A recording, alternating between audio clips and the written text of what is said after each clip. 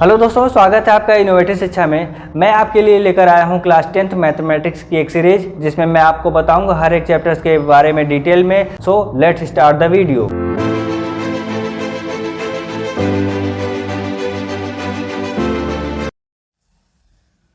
Hello दोस्तों, स्वागत है आपका इनोवेटिव शिक्षा में। आज की इस वीडियो में हम कंटिन्यू करने वाले हैं class 10th mathematics chapter 3 pair of linear equation in two variable को। पिछली कुछ वीडियोस में काफ़ी डिटेल्स दे दिया है, जिसमें मैंने आपको बताया है कि what is linear equation, what is pair of linear equations, how to find solution, what is solution of a pair of linear equation in two variable. ये सारी इन्फॉर्मेशन मैंने आपको दे दी है। अगर आपने ये सारी वीडियोस नहीं देखी हैं इनसे रिलेटेड, तो आप डिस्क्रिप्शन में लिंक मिल जाएगा, वहाँ पे जाके देख सकते हैं सारी वीडियोस। तो चलिए आज का वीडियो स्टार्ट करते हैं। तो आज की वीडियो में है हमारे पास how to solve pair of linear equation by algebra, मतलब algebraic method to find solution of pair of linear equation. इसमें से हमारे पास कुछ मेथड हैं। उन मेथड्स का जो नाम है वो पहला है सब्स्टिट्यूशन मेथड, दूसरा है एलिमिनेशन मेथड और तीसरा है क्रॉस मल्टीप्लिकेशन मेथड। इन तीनों मेथड से हम बारी बारी से क्वेश्चन को सॉल्व करके प्रैक्टिस करेंगे कि कैसे सॉल्व किया जाता है किसी भी pair of linear equation in two variables को। तो चलिए आज देखते हैं पहला मेथड, वो है सब्स्टिट्यूशन मेथड। क्या होता है, कैसे सॉल्व किया जाता है pair of linear equation in two variable को, एक एग्जांपल के थ्रू समझते हैं हम। तो मान लीजिए हमारे पास एग्जांपल दिया हुआ है x - 2y = 0 और दूसरा इक्वेशन है 3x + 4y - 20 = 0। ये हमारा pair of linear equation in two variable है। ठीक है, तो पहला काम करेंगे हम नंबरिंग कर लेंगे। नंबरिंग करने का मतलब है कि एक पहले इक्वेशन का कुछ नाम दे देंगे। तो मान लीजिए इक्वेशन नंबर 1 और दूसरे इक्वेशन का नाम होगा इक्वेशन नंबर 2। ठीक है, अब आपको सेलेक्ट करना है कोई सा भी एक इक्वेशन। इक्वेशन 1 को भी सेलेक्ट कर सकते हैं, इक्वेशन 2 को भी सेलेक्ट कर सकते हैं। Choose any one of the equation. ठीक है, उसके बाद से दूसरे स्टेप में आपको करना क्या है, find value of any variable in terms of another variable. मतलब एक वेरिएबल की वैल्यू दूसरे वेरिएबल के टर्म्स में आपको कैलकुलेट कर लेनी है। तो वो हम कर लेते हैं। मान लीजिए हमने सेलेक्ट कर लिया है इक्वेशन नंबर 1। ठीक है, सेलेक्ट इक्वेशन 1। चलिए इक्वेशन 1 में है क्या, x - 2y = 0। यहाँ से आप चाहें तो y की वैल्यू कैलकुलेट कर सकते हैं x के टर्म में, या फिर x की वैल्यू कैलकुलेट कर सकते हैं y के टर्म में। तो मैं यहाँ पे x की वैल्यू कैलकुलेट कर लेता हूँ, जो कि ईजी है कैलकुलेट करना। वो है x = 2y। तीसरे स्टेप में हम क्या करेंगे, ये जो वैल्यू कैलकुलेट हुई है x = 2y, इसको हम इक्वेशन नंबर 3 एज्यूम कर लेते हैं। ठीक है, अब इस इक्वेशन में x की वैल्यू को जो बचा हुआ इक्वेशन है, जो नॉट सेलेक्टेड इक्वेशन है, उसमें पुट करेंगे। ठीक है, तो यहाँ से क्या हो जाएगा, जो हमारा इक्वेशन नंबर 2 है उसको यहाँ पे लिखेंगे 3x + 4y - 20 = 0। ये हमारा दूसरा इक्वेशन है। इसमें x की वैल्यू पुट करेंगे, वो क्या है 2y। तो जहाँ पे x है वहाँ पे क्या रखना पड़ेगा, आपको 2y रखना पड़ेगा। तो 3x की जगह पे क्या रखेंगे 2y + 4y - 20 = 0। यहाँ से ये इन्फॉर्मेशन मिल जाएगी आपको। अब आपको क्या करना है, सॉल्व करना है। तो 3 × 2 कितना हो जाएगा, 6y + 4y - 20 = 0। अब इसको सॉल्व करेंगे तो पूरा का पूरा हमारा जो इक्वेशन है वो y के टर्म में कन्वर्ट हो चुका है। तो आप 6 + 4y कितना करेंगे, 10y हो जाएगा। और ट्रांसपोज कर देंगे 20 को राइट हैंड साइड में, तो कितना हो जाएगा, -20 बिकम्स +20, y = 20/10। तो यहाँ से आएगा y की वैल्यू 2। तो आपको y की वैल्यू तो मिल गई। अब x की वैल्यू कैलकुलेट करने के लिए आपने इक्वेशन नंबर 3 बना रखा है। तो वहाँ पे आप क्या करेंगे, y की वैल्यू को वापस से सब्स्टिट्यूट करेंगे। तो क्या मिल जाएगा, x = 2 × 2 मीन्स 4। तो x की वैल्यू क्या मिल गई, 4, और y की वैल्यू क्या मिल गई, 2। यही क्या है, आपका सॉल्यूशन है। आई होप समझ में आया होगा आपको ये क्वेश्चन। ना समझ में आया तो हम किसी और क्वेश्चन की प्रैक्टिस करेंगे और समझेंगे कि कैसे सॉल्यूशन फाइंड करते हैं फिर से। ठीक है, तो यहाँ पे हमने क्या क्या स्टेप्स फॉलो किया है। पहला स्टेप कि नेमिंग करनी है दोनों इक्वेशंस की। जो भी दोनों इक्वेशंस दिए गए होंगे उनकी नेमिंग कर देंगे इक्वेशन 1 और 2 के फॉर्म में। उसके बाद से किसी भी एक इक्वेशन को सेलेक्ट करेंगे और फाइंड करेंगे एक वेरिएबल की वैल्यू दूसरे वेरिएबल के टर्म्स में। ठीक है। तो यहाँ पे मैंने फाइंड किया था x की वैल्यू को y के टर्म्स में, आप चाहें तो y की वैल्यू को x के टर्म में भी कैलकुलेट कर सकते हैं। उसके बाद से जब इक्वेशन नंबर 3 बन जाएगा, x की वैल्यू या फिर y की वैल्यू i होगी, उसको क्या करेंगे आप इक्वेशन नंबर 2 में जो नॉट सेलेक्टेड इक्वेशन है उसमें पुट करेंगे, तो आपको कुछ इस तरह का इक्वेशन मिलेगा। उसके बाद से उसको सॉल्व करने के बाद से आपको ये दिखेगा कि जो इक्वेशन दूसरा इक्वेशन है वो किसी एक ही वेरिएबल के टर्म्स में कन्वर्ट हो चुका है और उसको इजीली आप सॉल्व कर सकते हैं। इजीली सॉल्व करेंगे तो आपको सॉल्यूशन मिल जाएगा, एक वैल्यू मिल जाएगी, और उस वैल्यू को जब वापस से आप थर्ड इक्वेशन में पुट करेंगे तो पूरा का पूरा सॉल्यूशन मिल जाएगा pair of linear equation in two variable का। ये होता है हमारा सब्स्टिट्यूशन मेथड। ऑलराइट, चलिए अब दूसरा एग्जाम्पल करते हैं और समझते हैं फिर से सब्स्टिट्यूशन मेथड को। तो मान लीजिए हमारे पास एक एग्जाम्पल है। अब इस एग्जाम्पल में क्या है, x plus y equal to 5 पहला लीनियर इक्वेशन है, 2x minus 3y equal to 4 दूसरा लीनियर इक्वेशन है।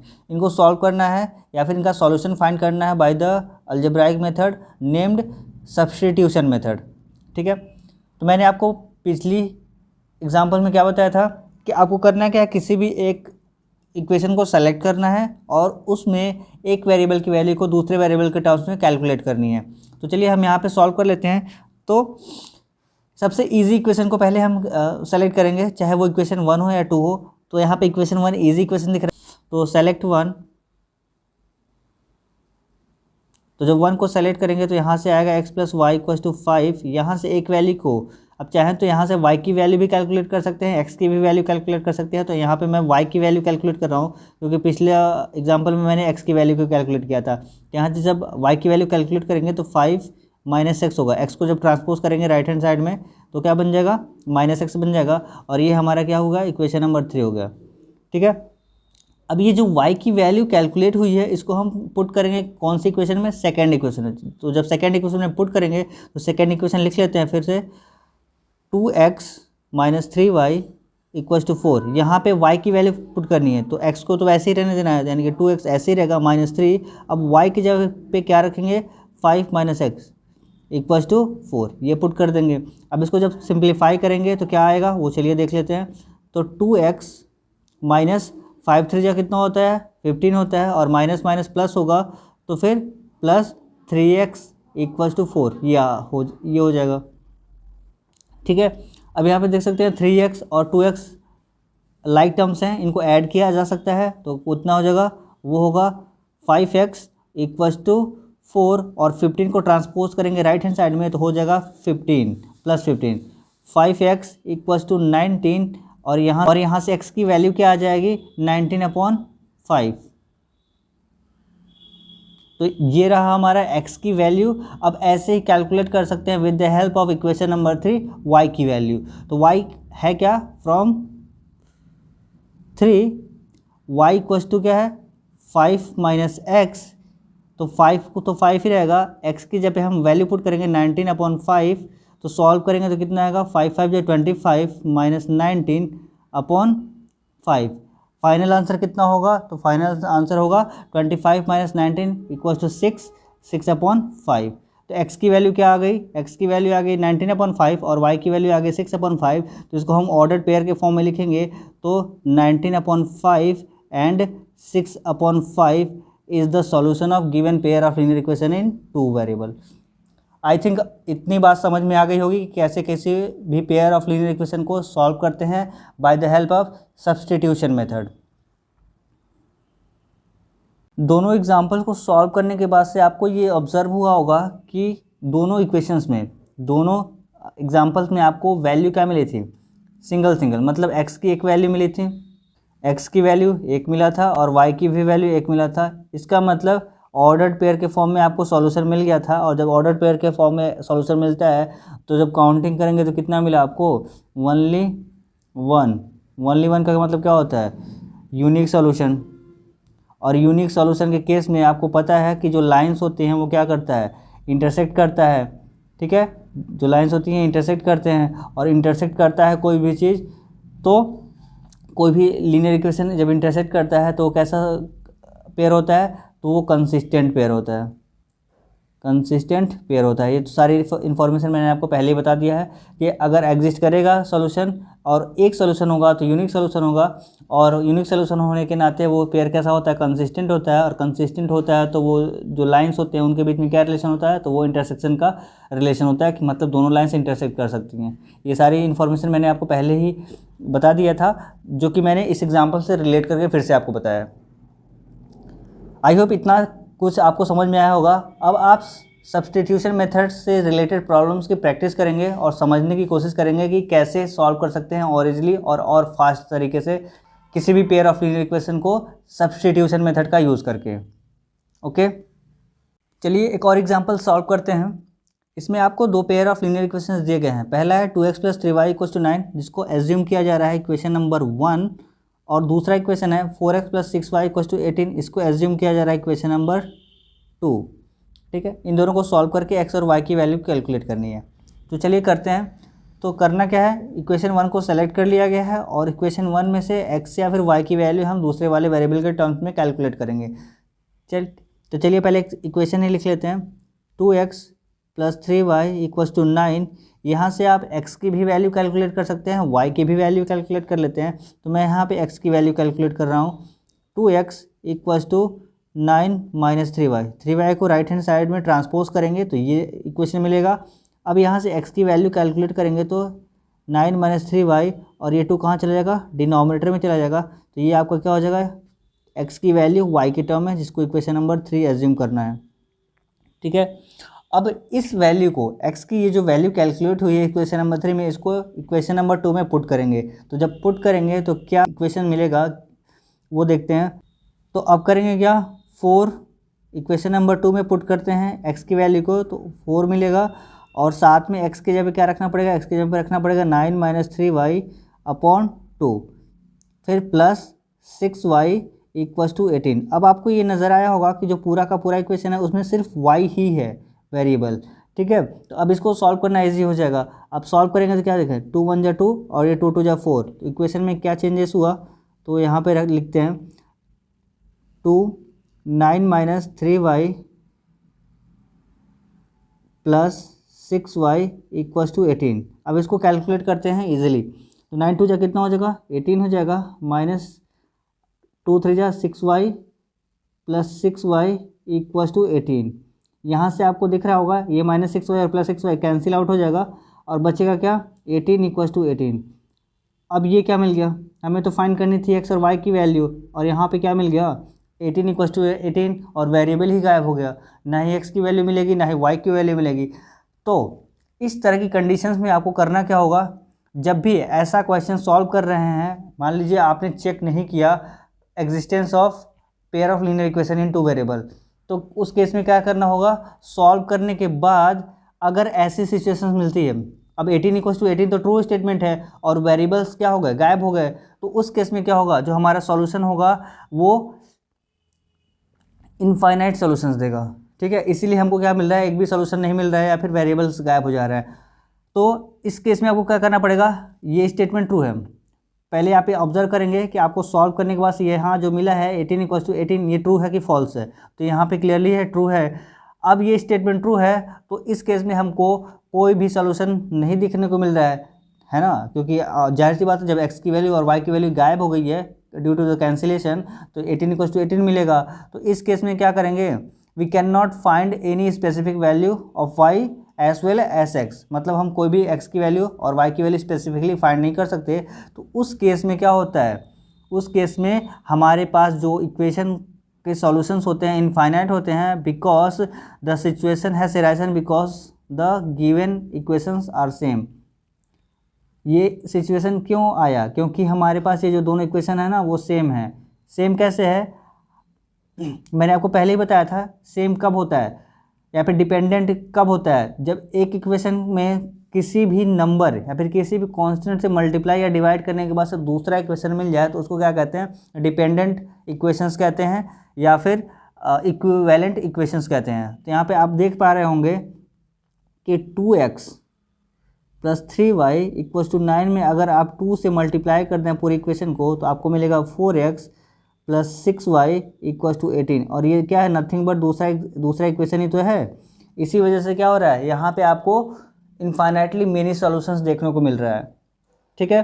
तो जब भी आपको इस तरह के केस में फंस जाएं without checking the existence of pair of linear equation two variable, what the existence intersecting, parallel और कोइंसिडेंट, उस केस में आपको करना क्या होगा, ये सारी इन्फॉर्मेशन ऑब्जर्व करनी होंगी कि पहला चीज़ क्या कि यहाँ पे जो इक्वेशन आंसर आया होगा वो क्या इक्वल है कि नहीं है। अगर इक्वल है तो उस केस में हमारे पास कितने सॉल्यूशंस होंगे, इनफाइनाइट सॉल्यूशंस होंगे। ठीक है, इनफाइनाइट सॉल्यूशंस होंगे। क्यों? क्योंकि जो पहला इक्वेशन और दूसरा इक्वेशन है वो एक दूसरे का इक्विवेलेंट इक्वेशंस है, इस वजह से। ठीक है, इतनी बात समझ में आ गई। अगर आपने ये चीज़ें पहले ही कर ली होती, मतलब चेक पहले ही कर लिया होता, तो आपको इतनी प्रॉब्लम नहीं होती, यहाँ तक आने की ज़रूरत ही नहीं पड़ती। मान लीजिए बाई चांस आपने गलती से सॉल्व करना स्टार्ट कर दिया, अब सॉल्व करने के बाद से ये स्टेट मिलेगा तो आप क्या कहोगे, तो आपको कहना पड़ेगा कि both are the equivalent equations, so we get 18 equals to 18 in a true statement, hence given pair of linear equation is infinitely many solutions। ठीक है, चलिए एक बार चेक भी कर लेते हैं अपना एग्जिस्टेंस कि क्या कहता है। तो चेक करने के लिए क्या बताया गया था आपको कि 2x + 3y - 9, पहले स्टैंडर्ड फॉर्म में कन्वर्ट करेंगे, 4x + 6y - 18 = 0। यहाँ से कंपेयर करेंगे किसे, standard form of pair of linear equation in two variable से, मतलब a1x + b1y + c1 = 0 से a2x + b2y + c2 = 0 से। तो आपको मिलेगा क्या, आपको मिलेगा a1/a2 जो क्या है 2/4, मतलब 1/2 ये मिला। उसके बाद से मिलेगा b1/b2 जो क्या है 3/6 है, इसको भी सॉल्व करेंगे तो 1/2 मिलेगा। और c1/c2 इसको भी सॉल्व करेंगे तो कितना मिलेगा, -9/-18 यानी कि 1/2 ही मिलेगा। तो आपको सारे कंडीशन में क्या दिख गया है, a1/a2 इक्वल है b1/b2 के और c1/c2 के। इसका मतलब जब ये कंडीशन होता था तो दोनों लाइन्स क्या होती थी, दोनों लाइन्स कोइंसिडेंस लाइन्स होती थी। ठीक है, आपको याद होगा, नहीं याद हो तो आप पीछे की वीडियो जाकर देख सकते हैं, वहाँ से आपको कॉन्सेप्ट क्लियर हो जाएगा कि यहाँ पे क्या बातें हो रही हैं। ऑलराइट, चलिए अब बात करते हैं एक और एग्जांपल्स की। यहाँ पे एक और एग्जांपल दिया हुआ है, इसको सॉल्व करके देखते हैं कि इसका सॉल्यूशन मिलता है कि नहीं मिलता है, या फिर पहले वाले एग्जांपल की तरह इसमें भी कुछ प्रॉब्लम्स आ रही हैं।